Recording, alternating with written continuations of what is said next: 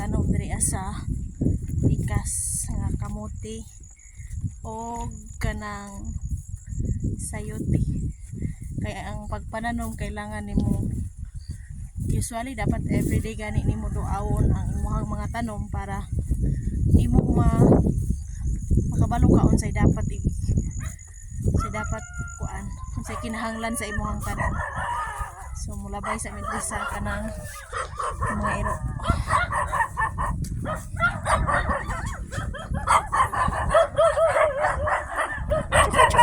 Chukay.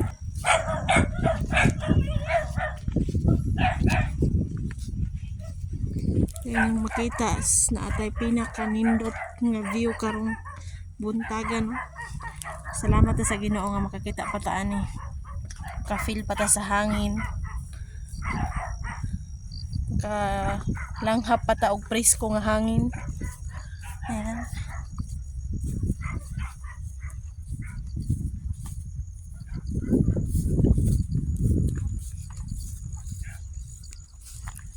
Ayan, thank you Lord kaayo no kay lakaw pa ta karong adlaw, makalanghap pa ta sa kanang presko nga hangin. And then napatay kinabuhi.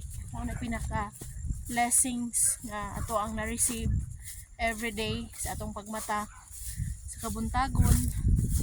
Kay dili tanan natagan og chance nga makakita pa karon makamata pa. So naana ta sa ato ang panalangin nga garden sa Ginoo. Tara. Taran!